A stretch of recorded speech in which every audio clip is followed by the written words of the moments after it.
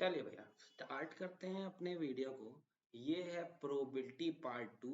इससे पहले वाले वीडियो में हम लोग देखा था प्रोबेबिलिटी क्या होती है, इवेंट्स क्या होते हैं, सैंपल स्पेस क्या होते हैं, कुछ केसेस देखे थे कॉइन का, डाइस का, अपने कार्ड्स का, बॉल्स का। ठीक, कैसे कॉम्बिनेशन का यूज किया था प्रोबेबिलिटी में फेवरेबल आउटकम निकालने के लिए या टोटल आउटकम निकालने के लिए। अब बहुत ज्यादा लोग इससे परेशान रहते हैं, ये इसको कहते हैं एक्शियोमेटिक अप्रोच ऑफ प्रोबेबिलिटी। ठीक, ये क्या है? ठीक, नाम देख के ही लोग डर जाते हैं और कहते हैं कि ये कठिन चैप्टर है, ये कठिन टॉपिक है। सबसे आसान टॉपिक है। एक वर्ड है इसमें, इसमें एक वर्ड है। ठीक, वर्ड है एक्शियम, AXIOM। इसका सिंपल सा मतलब होता है ऐसी चीज जो कि प्रूव्ड हो, जिसकी जो सिद्ध की गई हो, जिसके पीछे ना किंतु न परंतु कोई चीज ना हो, बता दी गई है, वो वैसे के वैसे ही एग्जिस्ट करती है। उस चीज को कहते हैं एक्शियोमेटिक अप्रोच। ठीक, ऐसी अप्रोचेस जो कि प्रूव्ड हैं, जो सिद्ध हैं, जिनके पीछे कोई लॉजिक या कहाँ से आया ऐसी कोई चीज नहीं दी है। ठीक, बस उसको बता दिया गया तो सब लोग मानते आ रहे हैं। ठीक, तो उन्हीं अप्रोचेस को जो प्रोबेबिलिटी फॉलो करता है, वो कौन कौन सी अप्रोच है वही हमको देखना है। तो क्या है वो अप्रोचेस? ठीक, ये अप्रोच क्या कहती है प्रोबेबिलिटी की? एक्शियोमेटिक। एक्शियम एक सिंपल सा इंग्लिश वर्ड है जिसका मतलब होता है प्रूव्ड। ठीक, जिसकी प्रूफ अवेलेबल हो, जो चीज सिद्ध कर दी गई हो। ठीक, सपोज कर लो एक सैंपल स्पेस दे रखा है। सैंपल स्पेस क्या दे रखा है? ये ओमेगा, ये डब्लू नहीं है, ये ओमेगा है। ठीक, एक सैंपल स्पेस दे रखा है जिसमें ओमेगा 1, ओमेगा 2, ऐसे बहुत सारे आपको एलिमेंट्स दे रखे हैं। ठीक, कहाँ तक? ओमेगा n तक, इंफिनिटी तक सपोज कर लो, है ना। बहुत सारे एलिमेंट्स दे रखे हैं सैंपल स्पेस में। ठीक, तो इस सैंपल स्पेस को देख के मैं तीन चीजें सिद्ध कर सकता हूँ, तीन चीजें प्रूव कर सकता हूँ, या तीन चीजें बता सकता हूँ जो आप सब लोग बिल्कुल मेरी बात मानोगे। ठीक, जो आप सब बिल्कुल मानोगे कि हाँ सर आप बिल्कुल सही बात कर रहे हैं। सबसे पहली बात मैं बोल सकता हूँ कि जो भी मैं इस इवेंट, जो भी मैं ओमेगा 1 या ओमेगा 'I' की जो भी मैं प्रोबेबिलिटी निकालूंगा, इसमें से किसी भी इवेंट या किसी भी चीज की, किसी भी सैंपल स्पेस की, या किसी भी event, for example omega 1, omega 2, omega 3, omega 4, किसी की भी प्रोबेबिलिटी निकालूंगा, तो वो प्रोबेबिलिटी जो होगी वो 0 से लेके 1 के बीच में लाई करेगी। ठीक, बिल्कुल ये बात मैंने पिछले वीडियो में बताई थी कि प्रोबेबिलिटी 0 से कम नहीं हो सकती है, 1 से ज्यादा नहीं हो सकती है, 0 और 1 हो सकती है। 0 कब होगी? जब इम्पॉसिबल इवेंट होगा। 1 कब होगा? जब श्योर इवेंट होगा। ठीक, तो भैया प्रोबेबिलिटी किसी भी इवेंट की निकाले तो वो 0 से लेकर 1 के बीच में लाई करेगी। ठीक, पहली बात ये प्रूव्ड है, इसके पीछे कोई रीजन नहीं है, ये बता दिया गया है, तो पहला ऑप्शन मेरा ये हो गया। दूसरा, दूसरा दूसरी क्या कहती है? दूसरी प्रोबेबिलिटी कहती है कि अगर मैं सबकी इंडिविजुअल प्रोबेबिलिटी ऐड कर दूं, मतलब probability of omega 1 plus probability of omega 2 plus probability of omega 3 plus probability of omega 4, ऐसे plus dot dot dot dot dot probability of omega n तक, जितने भी सैंपल स्पेसेस में इवेंट दे रखे हैं, सबको अगर मैं ऐड कर दूं तो वो 1 के इक्वल होता है। सबको अगर मैं ऐड कर दूं तो वो किसके इक्वल होता है? 1 के इक्वल होता है। ठीक, तीसरी बात, तीसरी बात, तो दो बातें हैं प्रोबेबिलिटी में, तीन चीजें प्रूव करेंगे। पहली, प्रोबेबिलिटी 0 से लेकर 1 के बीच में होती है। दूसरी, अगर सबकी इंडिविजुअल प्रोबेबिलिटी ऐड करे, जितने भी चीजें दे रखी हैं एक सैंपल स्पेस में, तो सबका अगर इंडिविजुअल प्रोबेबिलिटी ऐड करी जाए तो वो 1 के इक्वल आएगी। तीसरी बात कहता है कि इस सैंपल स्पेस में ये जो सैंपल स्पेस है, इसमें एक इवेंट ए अकर हो रहा है, जो कि है ओमेगा 1, ओमेगा 2 और ओमेगा 3। सिर्फ यही तीन चीजें आ रही हैं। ठीक, सिर्फ यही सिर्फ तीन चीजें आ रही हैं। तो इसमें जो ए इवेंट की प्रोबेबिलिटी होगी, वो probability of omega 1 plus probability of omega 2 plus probability of omega 3 के इक्वल होगी। सिंपल सी बात, तीन बातें मैं तुमसे बोली, ठीक, कि जो ए इवेंट की प्रोबेबिलिटी होगी वो probability of omega 1 plus probability of omega 2 plus probability of omega 3 के इक्वल होगी। ठीक, किसी ने बोला सर ये बात, चलो मैं तीनों बात समझ गया, तीनों बात की आप एक एग्जाम्पल के थ्रू समझा दीजिए। तो मैंने कहा चलो एक तीन इसको, इन तीनों बातों को मैं एग्जाम्पल के थ्रू तुमको समझा देता हूँ। मैंने कहा एक क्वेश्चन है, सपोज कर लो एक क्वेश्चन दे रखा है, ठीक, एक unbiased unbiased unbiased coin is tossed thrice। ठीक, अब मैं इन तीनों बातों को, इन तीनों चीजों को, जो हम लोगों ने तीनों प्रॉपर्टी देखी, ये तीनों एक्सियोमेटिक अप्रोचेस देखी प्रोबेबिलिटी की, उन्हीं को देखो हम लोग कर रहे हैं।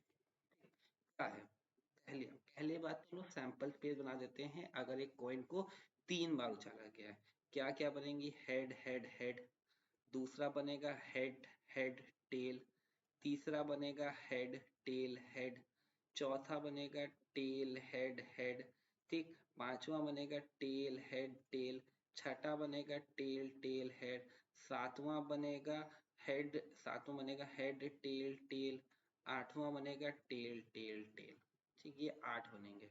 ठीक, अब मैंने बोला चलो सबकी प्रूफ, पहली बात प्रूफ करता हूँ। अगर मैंने बोला कोई भी इवेंट ले लेता हूँ, सपोज कर लो ये वाला ले लेता हूँ, इसकी प्रोबेबिलिटी निकालता हूँ। ठीक, probability of head tail head निकालता हूँ, तो ये क्या हो जाएगा, ये हो जाएगा मेरे लिए एक, इसका फॉर्मूला क्या होगा, फेवरेबल अपॉन टोटल। तो टोटल लोग कितने हैं, टोटल लोग हैं 8, टोटल लोग हैं 8। ये आउटकम मेरे लिए फेवरेबल कितना है, यही एक आउटकम है जो वन सिंगल टाइम फेवरेबल है, तो इसका फेवरेबल 1, फेवरेबल 1 1/8। या तुमको अगर ऐसे नहीं निकालना है तो मैंने बोला प्रोबेबिलिटी ऑफ किसकी निकालनी है, probability of head tail head निकालनी है। हेड आने की प्रोबेबिलिटी कितनी होगी, हेड आने की प्रोबेबिलिटी 1/2, टेल आने की प्रोबेबिलिटी क्या होगी 1/2, हेड आने की प्रोबेबिलिटी फिर क्या होगी 1/2, तीनों को मल्टीप्लाई कर दो, कितना आ गया 1/8। देख लो यही बोला, तो देख लो ये 1/8 क्या है, ये 1/8 जो भी है ये 0 से लेके 1 के बीच में लाई कर रहा है, हाँ लाई कर रहा है। पहली एक्सियोमेटिक अप्रोच की प्रॉपर्टी फुलफिल हो गई।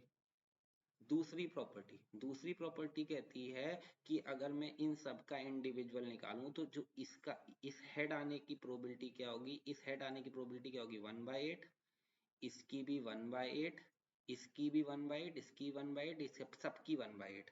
तो 1/8 प्लस 1/8 प्लस 1/8 प्लस 1/8, ऐसे 8 टाइम्स करना पड़ेगा, तो प्लस 1/8 5, प्लस 1/8 6, प्लस 1/8 7, प्लस 1/8 8।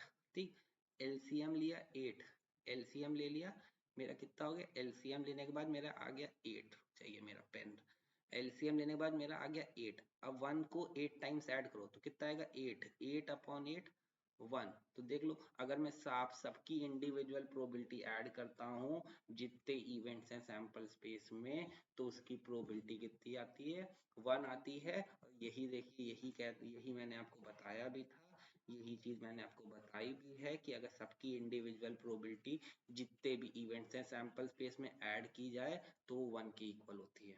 ठीक, देखो मैंने प्रूफ कर दिया। तीसरी बात, तीसरी प्रॉपर्टी ले लेता हूँ कि सपोज कर लो ये कॉइन है, ठीक, ये कॉइन है, इसमें क्या है unbiased coin is tossed right. इसमें एक इवेंट बना लेता हूँ, सपोज कर लो एक ये इवेंट बना लेता हूँ जिसको मैं मान लेता हूँ कि at least to at least to head occurs, at least to head occurs. तो अब इसमें कौन कौन से वो आ जाएंगे, इसकी सैंपल स्पेस बनाओ तो इसमें आ जाएगा head head head, head head पहले head head tail, head tail head, ठीक, टेल हेड हेड, और तुमने बोला कि sir head head head, at least two का क्या मतलब हुआ, एटलीस्ट टू का मतलब हुआ मिनिमम तो 2 होने ही चाहिए, कम से कम 2 तो होने चाहिए, 2 भी चलेंगे 3 भी चलेंगे। तो 2 वाला केसेस भी ले लिए और 3 वाले भी कैसे ले लिए। अब मेरे को अगर प्रोबेबिलिटी ऑफ ए निकालना है तो प्रोबेबिलिटी ऑफ ए क्या होगा, इसमें फेवरेबल आउटकम कितने हैं, 1 2 3 4, तो फेवरेबल आउटकम 4। और टोटल सैंपल स्पेसेस में देखो, टोटल सैंपल स्पेसेस में मैंने कितने आउटकम बनाए थे, 1 2 3 4 5 6 7 8, टोटल आउटकम कितने होने, 8। तो मेरा आंसर आना चाहिए 4/8 यानी 1/2। ठीक। और एक हमारी अप्रोच क्या कहती है कि अगर किसी भी इवेंट प्रोबेबिलिटी ए निकालना है तो उसकी जो जितने भी इंडिविजुअल इवेंट दे रखे हैं उनकी इंडिविजुअल प्रोबेबिलिटी भी ऐड कर दोगे तो भी आंसर आ जाएगा। तो मैंने कहा चलो ऐड करते हैं। ठीक। मैंने बोला probability of head head tail निकालो, probability of head tail head निकालो, probability of tail head head निकालो, probability of head head head निकालो। तो तुमने बोला कि सर इसकी प्रोबेबिलिटी भी 1/8, इसकी भी 1/8 आएगी, इसकी भी 1/8 आएगी, इसकी भी 1/8 आएगी। ठीक। तो अगर मैंने बोला सबको ऐड कर दोगे, सबको ऐड कर दोगे मतलब 1/8 प्लस 1/8 प्लस 1/8 प्लस 1/8 कितना आ जाएगा, आ जाएगा 4/8 यानी 1/2। देख लो ए इवेंट की प्रोबेबिलिटी के बराबर आ गया। हाँ देखो तीसरी तीसरी अप्रोच जो कि एक एक्सियोमेटिक अप्रोच है, जो कि फुलफिल करता है प्रोबेबिलिटी, वो देखो वो भी प्रूव कर दी मैंने। तो ये तीन अप्रोचेस हैं जो एक्सियोमेटिक अप्रोच बताता है प्रोबेबिलिटी की, जो एक सिंपल सी बात है जो प्रूव्ड है, जिसको आपको अपने क्वेश्चंस में डायरेक्ट लगाना है। ठीक। ये आपसे कोई पूछेगा नहीं, बस आपको अपने क्वेश्चंस करते टाइम ये डायरेक्ट लगाना है। ठीक। आप एनसीईआरटी पढ़ोगे तो देखो एनसीईआरटी में यही तीन अप्रोचेस लिखी हुई हैं। It follows from the axiomatic definition of probability that probability of any event omega, ठीक, इज 0 to 1। सारे ओमेगा इवेंट सबकी इंडिविजुअल प्रोबेबिलिटी ऐड करेंगे तो 1 के इक्वल। ए जो होगा प्रोबेबिलिटी ऑफ ए निकालना है तो जितने भी ओमेगा आई आ रहे हैं सबको ऐड कर दो। ठीक। अब ये चीज पढ़ने के बाद एक क्वेश्चन करते हैं। देखो ये क्वेश्चन क्या कह रहा है, ये क्वेश्चन कह रहा है, ये क्वेश्चन सिंपल सी बात कह रहा है कि लेट सैंपल स्पेस एस, ठीक, सैंपल स्पेस है जिसमें ओमेगा 1 ओमेगा 2 ओमेगा 3 ऐसे ओमेगा 6 तक इवेंट्स आते हैं। Which of the following assignments of probability to each outcomes are valid, कौन से आउटकम्स वैलिड हैं। तो वैलिड आउटकम होने के लिए सबकी अगर मैं इंडिविजुअल प्रोबेबिलिटी ऐड करूं तो वो 1 के इक्वल होनी चाहिए। तो देखो ए वाला ऐड करते हैं, 1/6 प्लस 1/6 प्लस 1/6 प्लस 1/6। अभी मैं इसको ऐड कर रहा हूँ, सिर्फ ए वाले ऑप्शन को अपने, जरा ऐड करो।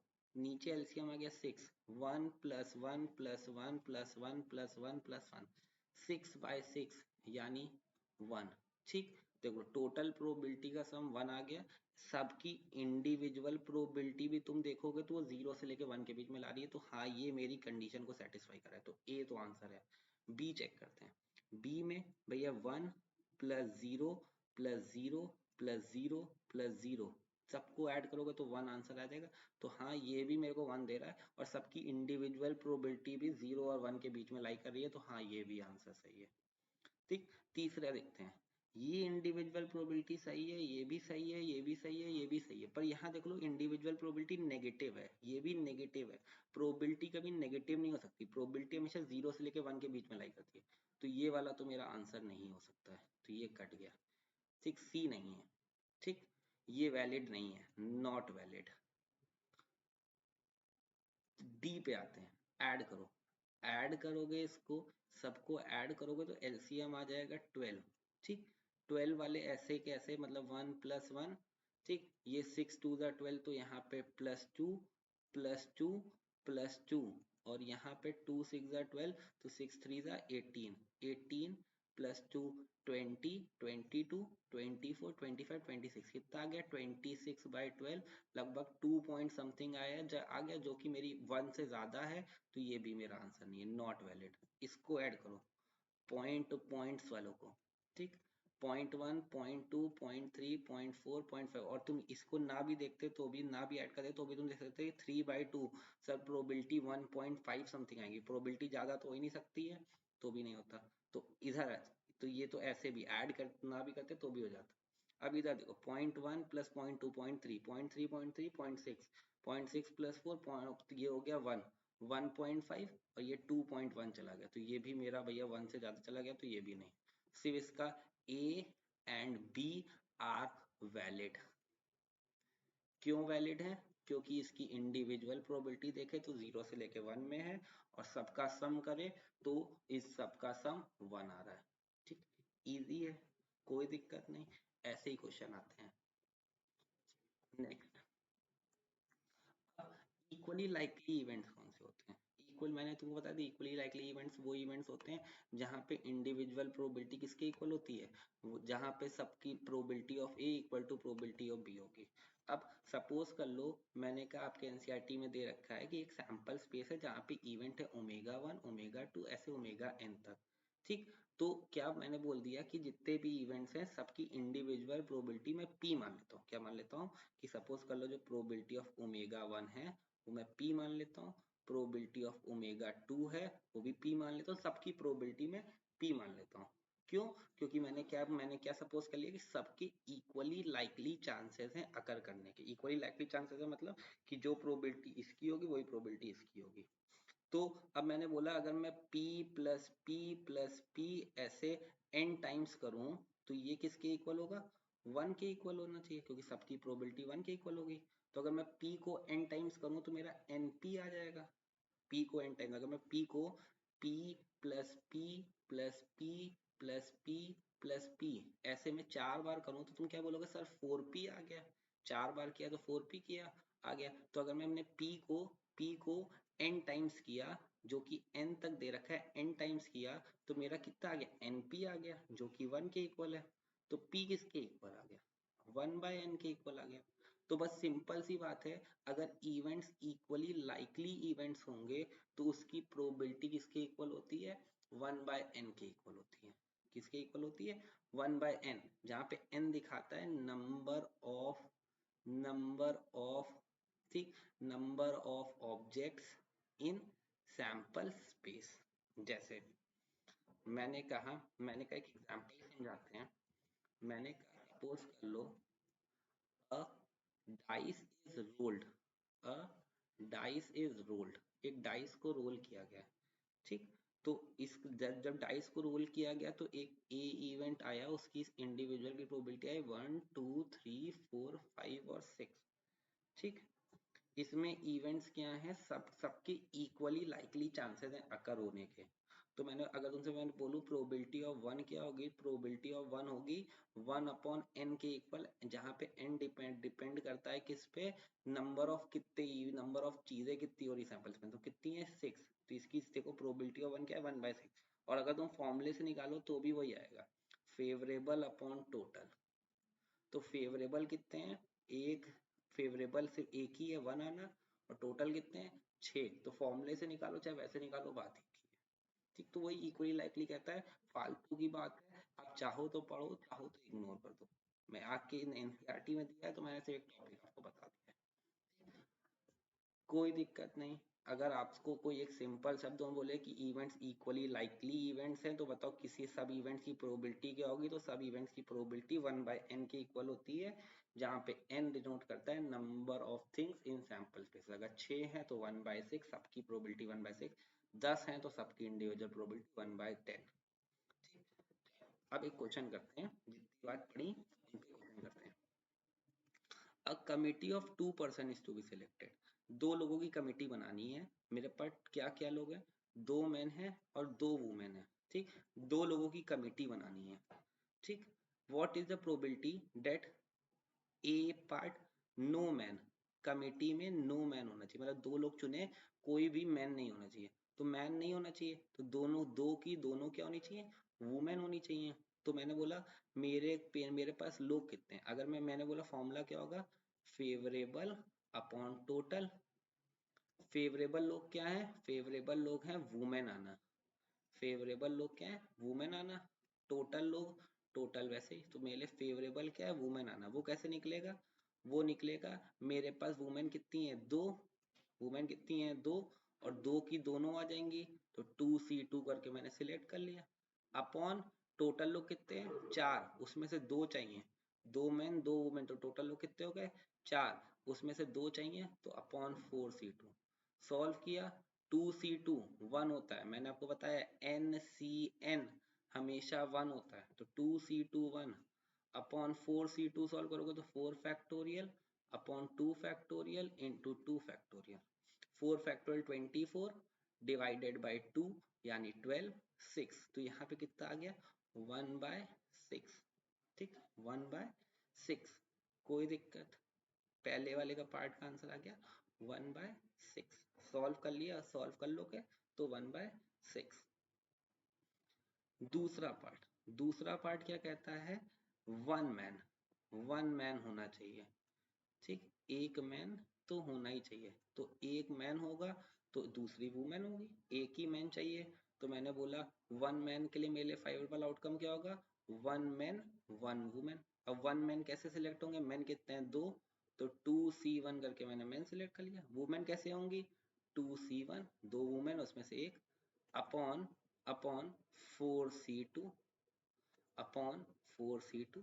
ठीक, 2c1 2 होता है, दूसरा वाला 2c1 भी 2, 4c2 मेरा 6 होता है। करो 2 1 जा 2, 2 3 जा 6, आंसर आ गया 2/3। दूसरे पार्ट का, दूसरे पार्ट का। अब मैं अगर यहीं पे स्पेस बना लूं, ठीक, यहीं पे मैं अगर स्पेस बनाऊं, ठीक, और मैं यहीं पे अपना थर्ड पार्ट सॉल्व करूं, थर्ड पार्ट ये क्या है 2 मैन। अब मेरे को क्या चाहिए 2 मैन, मेरे पास मैन कितने हैं, मेरे पास 2 मैन ही है। ठीक, तो 2 मैन में से 2 के दोनों चुनने हैं, तो 2c2 अपॉन 4c2, टोटल कभी चेंज नहीं होगा, तो 2c2 1 अपॉन 4c2 6, तो थर्ड वाले का आंसर आ गया 1/6, सेकेंड वाले का 2/3, फर्स्ट वाले का 1/6।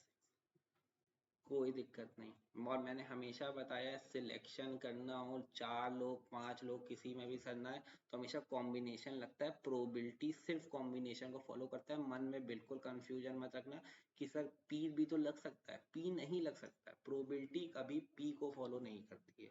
कोई प्रोबेबिलिटी क्या, पी जैसी चीज होती ही नहीं है। ठीक, कोई दिक्कत नहीं यहाँ तक उम्मीद करता हूँ कोई दिक्कत नहीं। चलते हैं नेक्स्ट क्वेश्चन पे। ठीक, बहुत इंपॉर्टेंट और बहुत अच्छा क्वेश्चन, ठीक, एग्जाम पॉइंट ऑफ व्यू से आ सकते वाले में से क्वेश्चन में से है। आपके एग्जाम का टीचर्स, कोई भी टीचर अगर अच्छा टीचर होगा वो दे देगा। ठीक, क्या है, two students that Anil and Ashima appeared in examination, the probability that Anil will qualify the examination is 0.05 and Ashima will qualify the examination is 0.10. Probability that both will qualify the examination is 0.02. Find the probability that both। अब मैंने बोला ये question करने से पहले मैं तुमको एक लॉ बता देता हूँ, एक लॉ फॉलो करता है, एक लॉ होता है उसको कहते हैं डी मॉर्गन लॉ। लिख लीजिए, एक लॉ होता है प्रोबेबिलिटी का, लॉ कहते हैं डी मॉर्गन लॉ। ये लॉ कहता है कि अगर मेरे को probability of A dash intersection B dash, ये डैश मतलब समझ रहे हैं ना कॉम्प्लीमेंट, ठीक, ये निकालना है तो ये होता है 1 minus probability of A union B. ये फॉर्मूला होता है डी मॉर्गन लॉ, ये चीज कहती है डी मॉर्गन लॉ कि अगर मेरे को ए डैश इंटरसेक्शन बी डैश निकालना है तो वो इस ये निकाल के देगा। ठीक, ये लॉ निकाल के देगा। अब मैंने ये बात क्यों बताई, क्योंकि यहाँ पे जरूरत है इस बात की। कैसे जरूरत है, बोल रहा है बोथ, आपको प्रोबेबिलिटी फाइंड करनी है कि both Anil and Ashima will not qualify the examination. ठीक, मैंने बोला एक ए इवेंट मान लेता हूँ, ए इवेंट मान लेता हूँ अनिल, ए इवेंट मान लेता हूँ अनिल क्वालिफाई, जो कि दे रखा है 0.05। एक बी इवेंट मान लेता हूँ आशिमा क्वालिफाई, मैं डिफाइन कर लेता हूँ ए बी को। ठीक, आशिमा क्वालिफाई ये है आपका 0.10। ठीक, तो मैंने बोला ए डैश हो जाएगा Anil, Anil not qualify, Anil not qualify. और कभी भी ए डैश निकालना होगा तो किसके इक्वल होगा, वो इक्वल होगा 1 माइनस प्रोबेबिलिटी ऑफ ए, तो that is 1 minus 0.05, that is 0.95। अगर यहीं पे मेरे को बी डैश निकालना है तो वो क्या होगा 1 minus probability of B, that is 1 minus 0.10, that is 0.90। अब निकालना है both Anil and Ashima will not qualify. अब मैं अपने ये पार्ट पे आता हूँ, ए पार्ट कह रहा है बोथ, ए पार्ट कह रहा है मेरा both Anil and Ashima will not qualify, मतलब ए डैश इंटरसेक्शन बी डैश, मतलब न अनिल क्वालिफाई किया न आशिमा क्वालिफाई, और बोथ नहीं, बोथ में इंटरसेक्शन, इसकी प्रोबेबिलिटी निकालनी। अब मैंने बोला ये निकालने के लिए तुरंत तुमको दिमाग में डी मॉर्गन लॉ का फॉर्मूला आ गया कि ये लिखा दिख रहा है, तो मेरे को फॉर्मूला आता है 1 minus probability of A union B. ठीक, अब सबसे पहली बात ए यूनियन बी निकालते। ए यूनियन बी निकालने का फॉर्मूला होता है A plus B minus A intersection B. A Anil है तो अनिल है 0.05, आशिमा है 0.10, और intersection both will qualify, both both हमेशा इंटरसेक्शन को दिखाता है, तो बोथ विल क्वालिफाई 0.02। करा सॉल्व तो आया 0.13, सॉल्व किया 0.13, इसको अपने क्वेश्चन में डाला तो मेरे पहले पार्ट का आंसर आ गया 1 माइनस 0.13, 1 माइनस 0.13 डेट इज 0.87। ये मेरे फर्स्ट पार्ट ए का आंसर हो गया, ये मेरे फर्स्ट पार्ट ए का आंसर हो गया।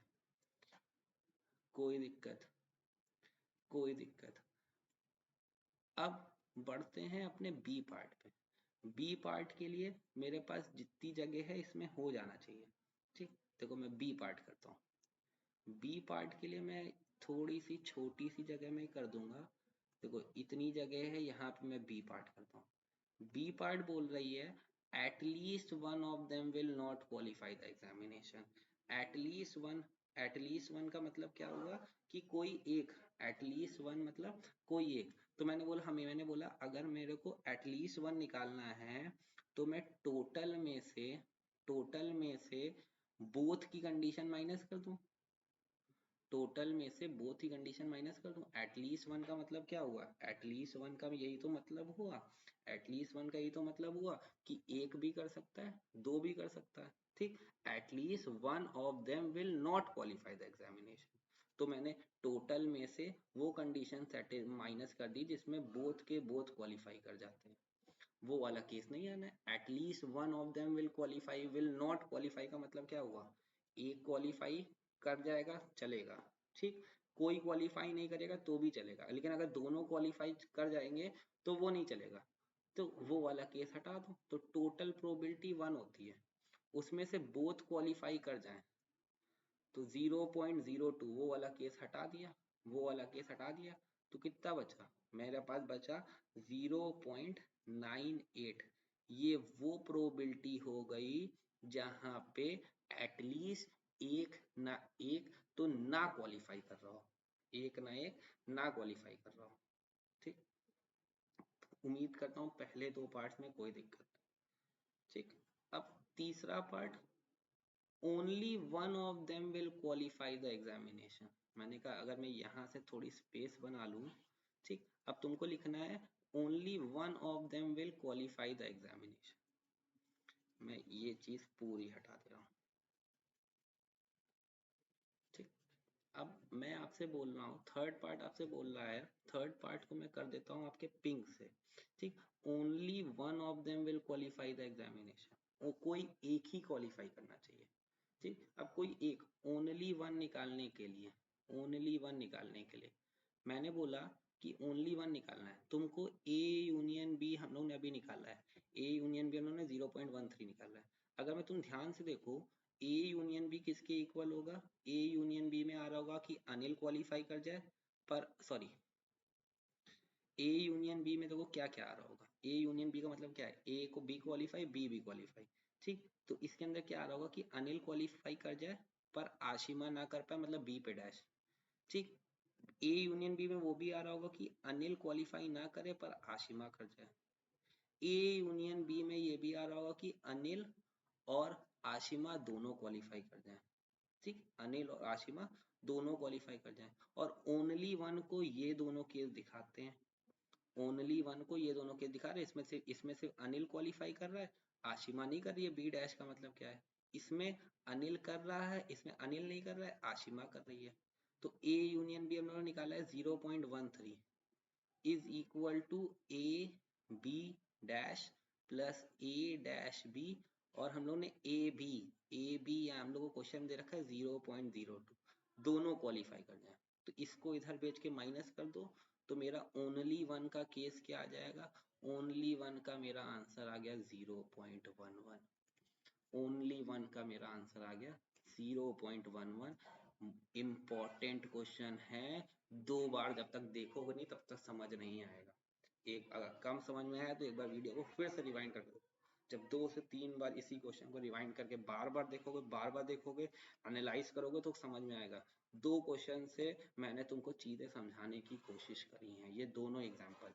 एनसीईआरटी की अगर एक क्लास 11 की बुक उठाए हो तो ये एक्सरसाइज 6.3 से पहले के एग्जाम्पल्स है, जो ये दो से पूरी एक्सरसाइज लग जाएगी।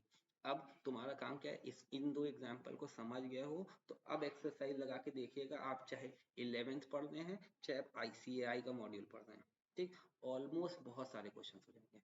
नेक्स्ट वीडियो में हम लोग मिलेंगे, उसमें और प्रोबेबिलिटी खत्म नहीं है, ठीक, कोई ये ना समझे प्रोबेबिलिटी खत्म यहाँ पे, ठीक, ये हम लोग ने एक और अप्रोच पढ़ी। अब नेक्स्ट टर्न पे हम लोग देखेंगे compound probability, addition addition theorem, multiplication theorem probability की, और भी क्वेश्चंस करेंगे इसमें।